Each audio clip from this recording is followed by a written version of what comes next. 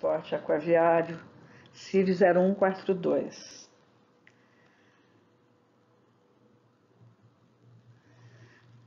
Bom,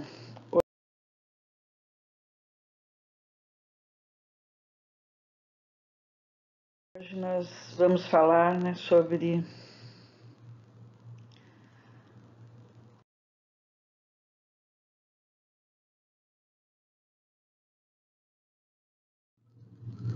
modo marítimo.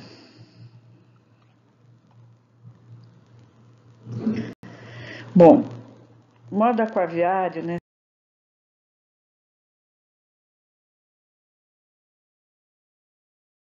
será abordado em partes duas, né, modo marítimo e hidroviário. Nessa aula, nós vamos falar sobre o marítimo, né, enfatizando suas características, o sistema e a situação atual do modal no Brasil. O transporte marítimo é realizado por navios a motor de grande porte nos mares e oceanos.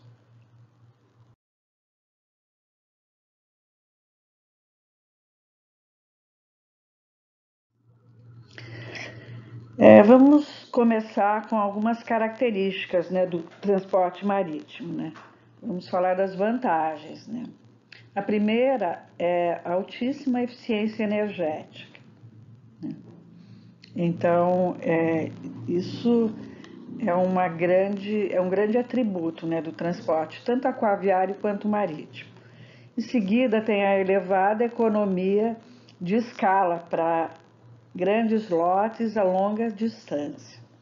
A gente já viu, né, que cargas, né, de longa distância vão pelo mar mesmo. Eu acho que não teria nem sentido, né, você tá vendo cargas indo de avião, né, não tem o menor sentido. Em seguida, possibilita economicamente o tráfego internacional de commodities. Está um pouco ligada, né, a essa economia de escala aí. E também possibilita reduzir o custo do frete internacional em pontes aeromarítimas e aeroterrestres. É o sistema integrado, né, gente? Claro que para chegar nos navios, a gente tem rotas terrestres para que as cargas cheguem até lá.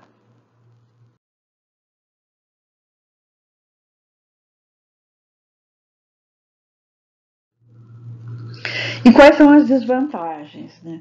Bom, o investimento inicial e o custo operacional são elevados, né?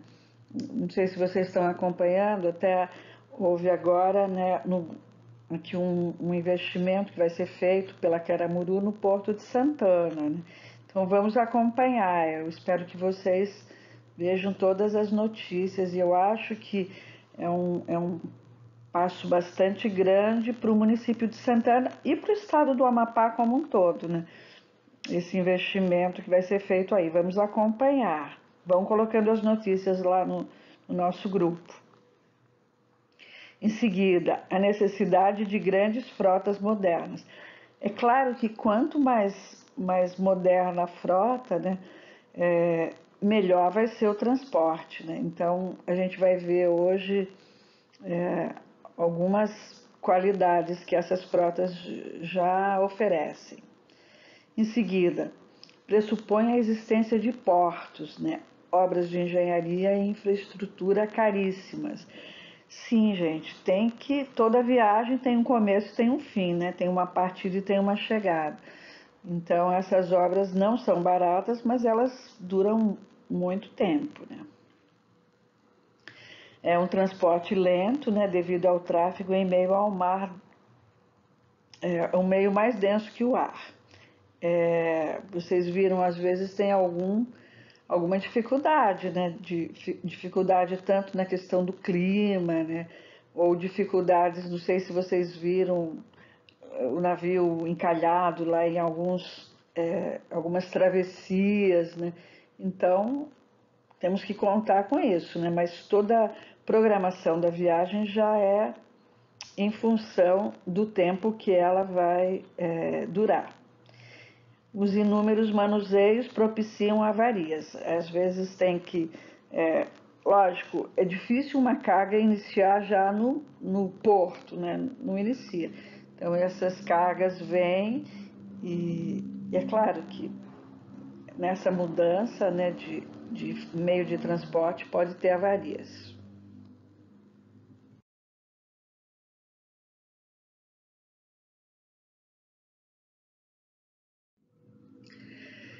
E vamos falar um pouco agora sobre o impacto ambiental, né? A implantação de um porto traz implicações ao meio físico e biológico adjacente, devendo ser cuidadosamente avaliadas suas implicações socioeconômicas. Atualmente, somente um estudo de impacto ambiental multidisciplinar, aprovado pelas agências de controle de meio ambiente governamentais, permitem a obtenção de licenças, licença prévia, construção, instalação e operação para novos empreendimentos. É claro que traz problemas ambientais, né, gente? A gente acompanhou aqui todo o impacto que teve, por exemplo, aquele acidente no Porto de Santana, né? E todo o impacto também que por exemplo, foi a implantação da ferrovia para a chegada no Porto de Santana. Então, tudo isso tem que ser avaliado.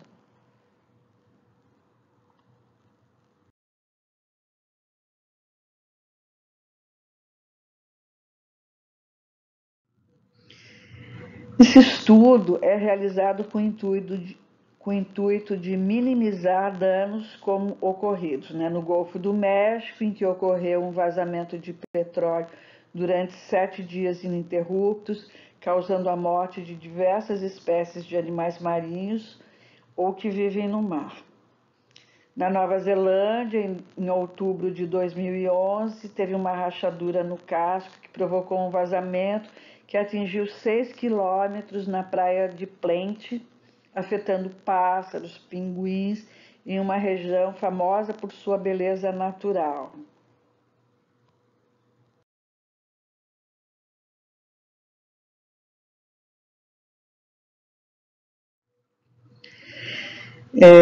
Vamos falar um pouquinho agora sobre portos, né? O conceito de porto está ligado a um abrigo, né?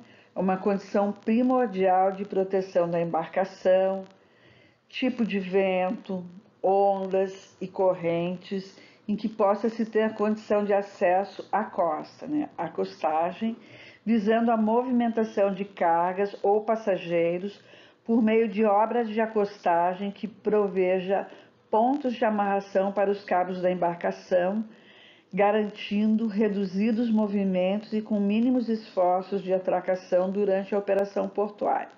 Uma coisa meio óbvia, né, gente? Acho que nem preciso comentar um pouco sobre isso.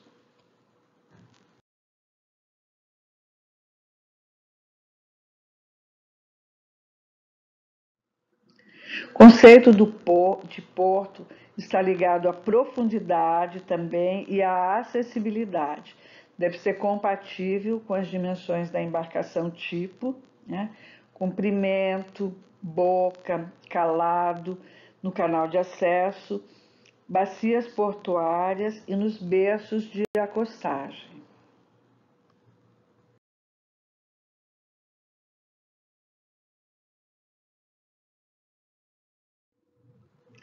Então aí vocês estão vendo um mapa, né, dos portos fluviais e marítimos. Estão vendo os vermelhos, né, são portos administrativos, né, por estados e municípios, e os azuis são portos administrados pelas companhias das docas, que são controladas pela União. E os marronzinhos são portos administrados por empresas privadas. Olha a inúmera quantidade de portos que nós temos no Brasil, né, gente? É um, é um campo de trabalho para vocês, né, fenomenal. Inclusive porque eu acho que o Brasil caminha nesse sentido, né? Todo o agronegócio, toda a questão de extração de minérios, né? Todo, tudo isso ele é escoado os Estados Unidos para a Europa através dos portos, gente.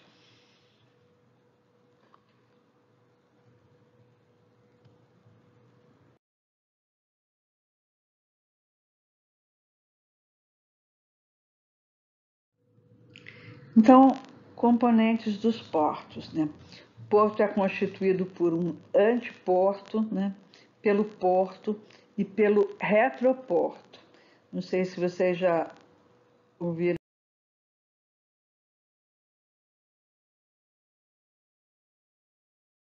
falar nesses conceitos, né? Então a gente tem aqui uma figura, né, do porto em si, aí em vermelho, né? Do retroporto, né? O nome já diz que está onde ficam armazenadas as cargas, e a bacia de evolução, que é o anteporto, é onde chegam os navios e se adentram ali ao porto. Bonita a imagem, né?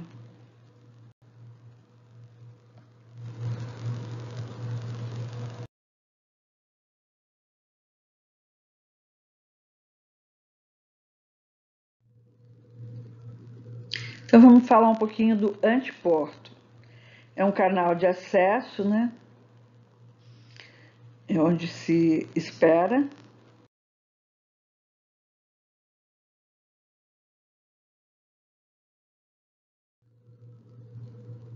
O porto, a bacia consta da bacia de evolução, tem o cais com a faixa de atracação e movimentação terrestre, né?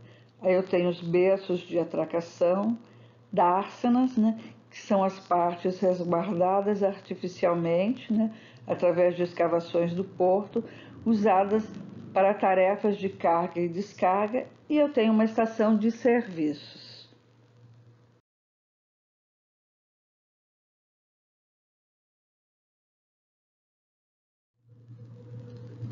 E o retroporto, que são necessárias áreas terrestres próprias para a movimentação de cargas, que se subdivide em acessos terrestres, né, e armazenagem, além das instalações auxiliares e a parte de toda a administração do porto.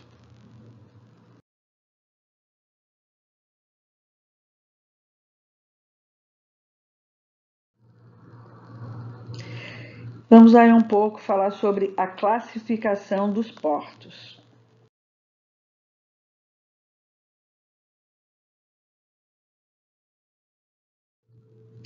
Quanto à natureza dos portos, são portos naturais, são aqueles em que as obras de melhoramento ligadas a abrigo e acesso às obras de acostagem são inexistentes ou de reduzida monta, pois as condições naturais já as provêm para a embarcação tipo. Frequentemente são portos estuarinos com canais de boa qualidade. E tem os portos artificiais, que são aqueles em que as obras de acostagem devem ser providas de obras de melhoramento de abrigo e acessos para embarcação tipo.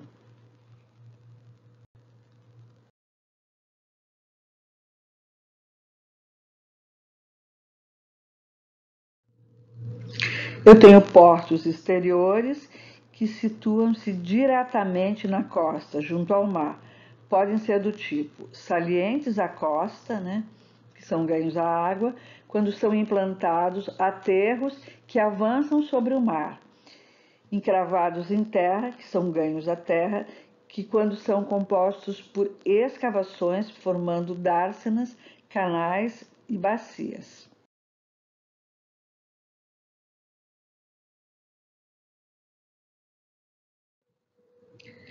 Quanto à localização, eu tenho portos interiores que situam-se no interior de uma baía ou de um rio, que podem ser lagunares, né, que são portos fluviais. E tenho portos ao lago, que são offshore. São portos ao largo da zona de arrebentação, distantes das costas, que podem até mesmo não ser providos de abrigo.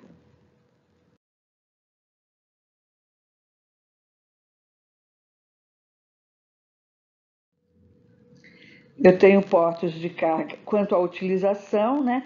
Eu tenho portos de carga geral, são os portos que movimentam carga geral, isto é, acondicionado em qualquer tipo de invólucro. Pode ser sacaria, fardo, barris, caixas, bobinas, pequenas quantidades. Nos portos de carga geral, em princípio, qualquer carga pode ser movimentada, havendo uma tendência geral de utilização dessas cargas em containers.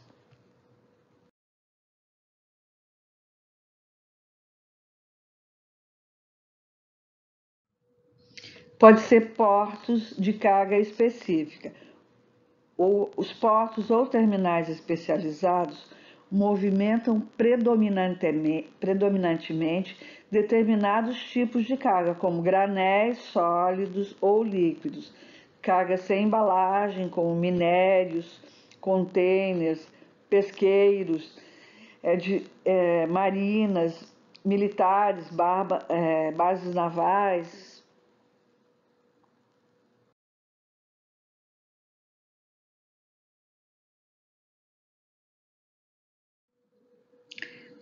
Vamos falar um pouquinho sobre obras nos portos.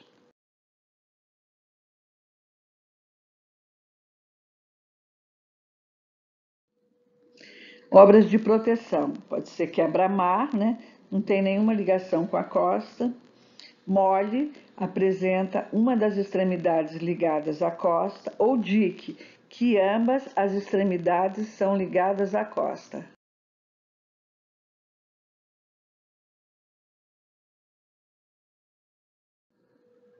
Podem ser obras de melhoramento, podem ser obras externas. As obras externas estão sujeitas às ondas e correntes, sendo as obras de abrigo, né, moles, quebra-mares e melhorias das condições de acesso, canais de acesso e bacias, né, bacias de espera e evolução. As guias correntes ou espigões de pedra implantados da praia em direção ao mar adentro são utilizadas para manter o canal de navegação, destinadas a desviar a corrente de um rio ou estuário.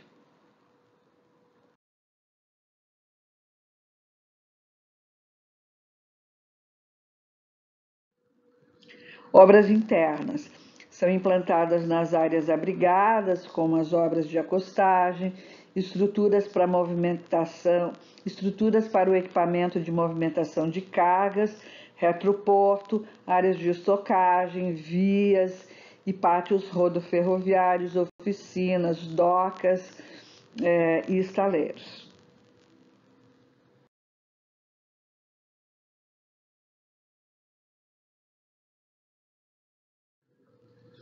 Obras de dragagem, né? São obras comuns, como obras de melhoramentos, podem representar vultuosos investimentos.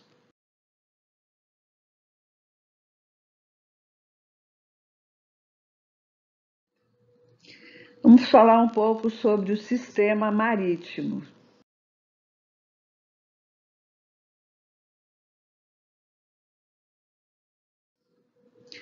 Havia, né, excluindo algumas exceções, como acesso a certos portos, não há uma via materializada na qual os veículos se movimentam. Tem-se uma linha calculada a ser seguida pela embarcação, denominada rota.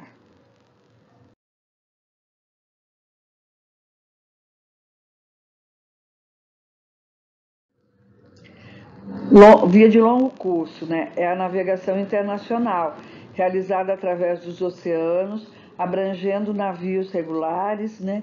E os de rotas irregulares. Tem a cabotagem, né? Define o transporte marítimo ao longo da costa, é uma navegação nacional.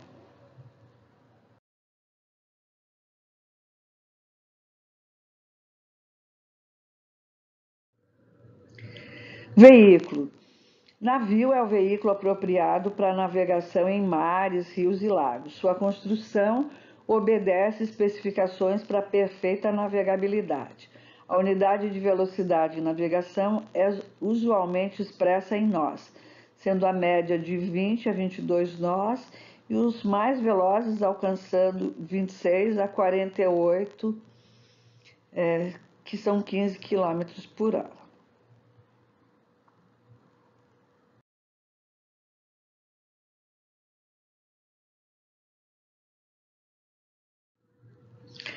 Um nó equivale a 1 milha náutica por hora, que é igual a 1,852 km por hora.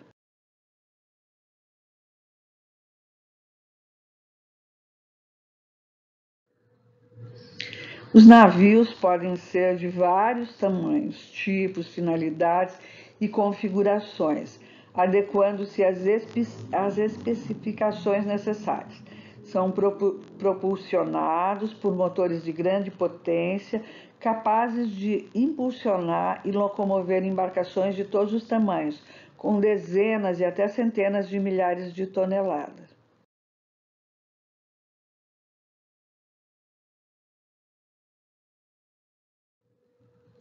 Os navios podem ser de passageiros, né, de carga, de lazer, de pesca, de serviços, né, que podem ser os reboques, os bombeiros, salvamento, e militares, né, como os de guerra e os da patrulha costeira.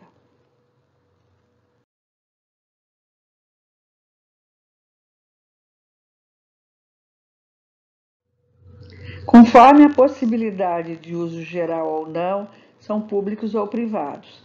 Sua nacionalidade é dada pelo país do porto em que foram registrados, cuja bandeira hastearão e de cujo território nacional passam a fazer parte para os efeitos de legislação civil, tributária e trabalhista, e para a aplicação do direito internacional.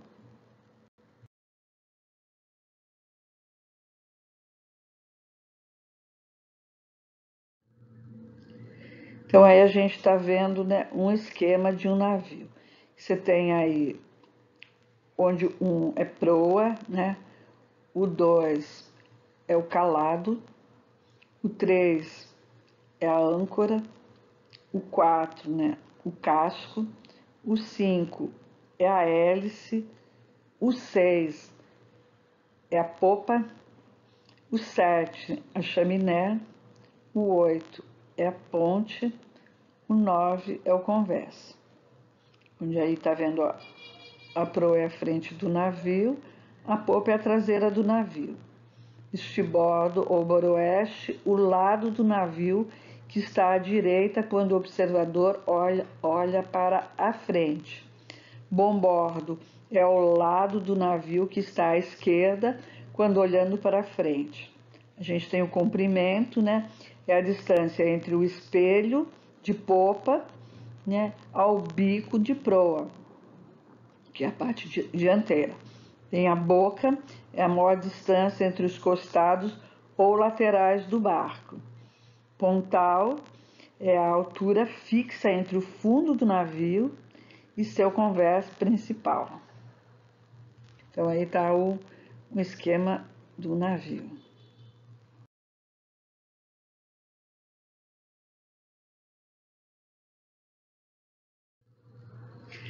Então tem aí, ó, o calado, né, a distância vertical entre a superfície da água, linha de flutuação ou linha d'água, e a parte mais baixa da embarcação, a quilha, ou então algum ponto mais baixo, como por exemplo o domo do sonar, na condição na qual é feita a medida.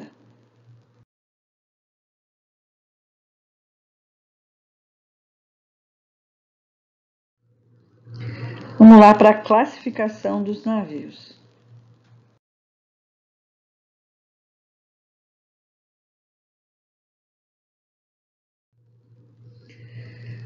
Quanto ao tipo de navegação marítima, nós temos os navios de longo curso, utilizados no tráfego marítimo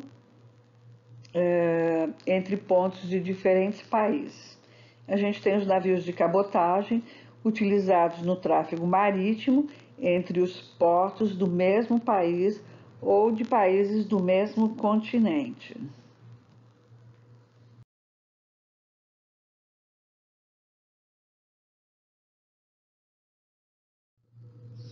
Nós temos navios de navegação costeira que percorrem o litoral brasileiro e navios de apoio portuário que percorrem exclusivamente os portos e terminais aquaviários para o atendimento das embarcações e instalações portuárias, inclusive as ZE3.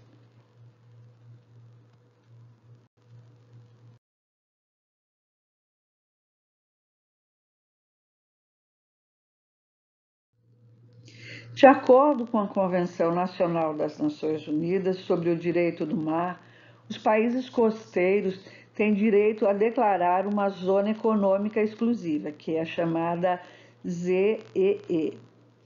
A ZEE é delimitada por uma zona imaginária, situada a 200 milhas marítimas da costa. A ZEE separa as águas nacionais das águas internacionais ou comuns.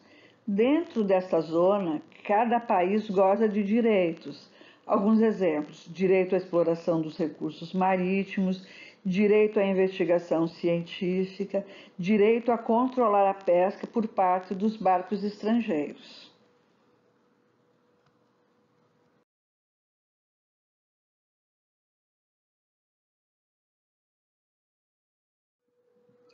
Quanto à atividade mercantil, a gente tem navios de carga, navios de passageiros e navios mistos.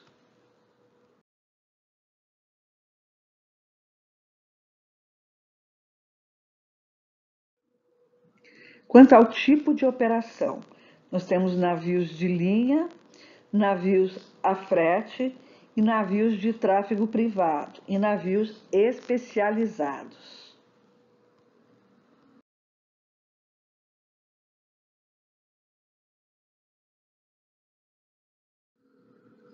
Quanto à capacidade de carga, nós temos deslocamento bruto, significa o peso total que pode ser deslocado pelo navio, ou seja, peso do navio, assim, casco, motor e equipamentos, equipagem, tripulação e pertences, combustível e carga. E deslocamento líquido é o peso total deslocado somente pelo navio, casco, motor e equipamentos.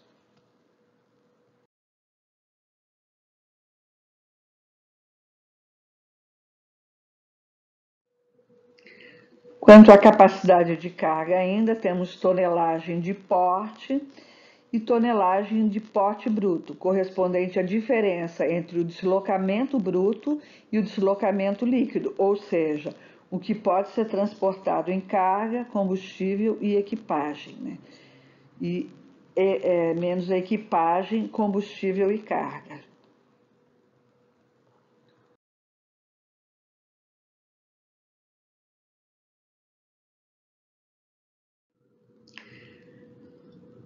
Quando ainda a tonelagem de porte, né? Temos a tonelagem de porte líquido, que significa o peso da carga que pode ser transportada, isto é, o peso máximo de carga e passageiros que, expresso em toneladas métricas, a embarcação pode transportar.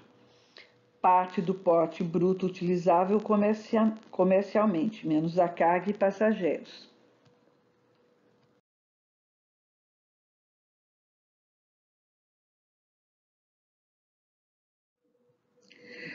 E a tonelagem de porte operacional, que significa a diferença entre a tonelagem de porte bruto e o de porte líquido, ou seja, o peso da equipagem e combustível.